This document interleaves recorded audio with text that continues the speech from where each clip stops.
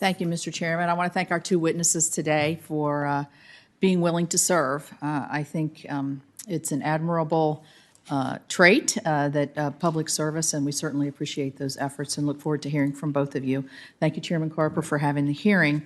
As he has mentioned, Dr. Jennifer Clyburn Reed will be the first to lead the Southeast Crescent Regional Commission, which is going to be an interesting exercise for me to watch since we have the Appalachian Regional Commission in our states, and we've seen how that's developed over the years. And then, of course, the Environmental Protection Agency Office of Research and Development, Dr. Chris Frey.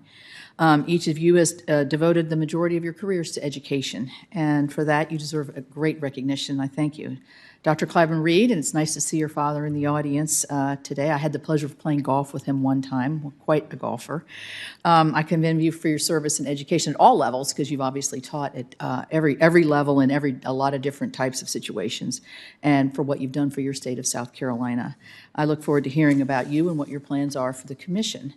Dr. Frey, I know you have been a college professor for 27 years, including at the University of Pittsburgh and North Carolina State University. And you are now nominated for this position. As we discussed during our meeting last week when we spoke, and I thank you for that, this is one of science, a scientist, not a policymaker or a politician.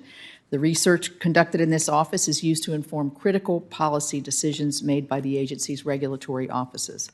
Establishing public trust requires that the scientific studies are developed in an open and transparent fashion. You and I talked about this, not hidden from robust public scrutiny.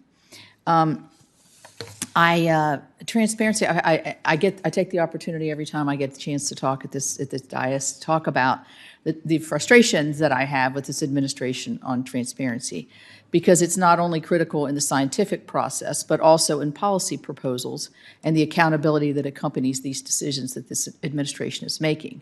I am very disturbed about this administration's lack of transparency, particularly on climate and environmental issues. I have asked repeatedly the EPA and the White House several times now how the new U.S. Nationally Determined Contribution, or NDC, under the Paris Agreement was calculated. I am still waiting to hear how that calculation was made. The pledge being to reduce emissions 50 to 52% by 2030. And how is that possible, and what regulations would be put in place to make that possible? Administrator Regan committed to me back in April to provide EPA information used to develop the NDC, and he has not fulfilled that promise. I'm actually going to have breakfast with him next week. I'll have to make sure, not only here in a public forum, but privately, to reiterate this. At the end of October, and after repeated attempts to get information, I still do not have a substantive response. I get the sense that they're slow rolling this information, hoping that this tax and spending spree that we see being squabbled over on the House side would have been enacted by now and overshadowing some of the regulations that this administration has planned.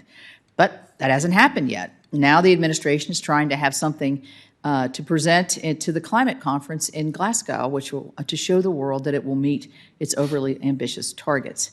They appear focused on that audience rather than the American public, workers, their families, and folks that are elected to represent them in Congress, as everybody watches their energy bills begin to skyrocket. Proving this point, in remarks earlier this year, John Kerry, the White House International Climate Czar, called for the U.S. intelligence community to verify the authenticity of Paris pledges by China, Russia, and other countries, stating that I think the president would want to know if something is just baloney or if a country is misleading. This administration has eyes wide open for the pledges of other countries, but they have been closed the door on the accountability to Congress and the American people on what the costs and what the sacrifices and the benefits would be. At the same time, the administration, through an interagency working group, is pursuing options to develop and apply a new cost for emitting greenhouse gases. President Biden wants to use this figure, known as the social cost of carbon, in all areas of federal decision-making. Following several requests from me and other members of Congress, the leaders of the Interagency Washington Working Group admitted that they will not hold a single public meeting on this issue. Despite the potentially wide-ranging effects of their proposals, administration leaders are yet again hiding the ball from the American people. Administration officials make vague, unanimous, or ominous remarks about using untested regulatory pathways to cut emissions.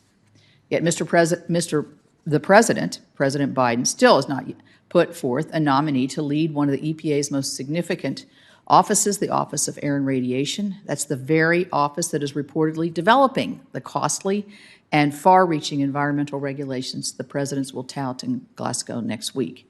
In the midst of a major supply chain and transportation crisis, the president has not put forward a nominee to lead the Federal Highway Administration. The agency responsible to oversee the safe use of our nation's nuclear energy power plants, the NRC, is currently working with just 3 commissioners and 2 vacancies. Instead of ensuring transparency and accountability of the American people, the president has chosen to rely on his climate czars who are sitting in the White House and not accountable to us. Both of us are ready to advise and consent on nominees that the president brings. It is time for him to stop delaying and to nominate individuals for the positions I mentioned and to stop shielding the administration's decisions. This morning, we just have 2 nominees, and they're great nominees, but it should be more. I want to thank you again, Chairman Carper, for today's hearing, and I want to thank our 2 nominees again for being with us today. Thank you.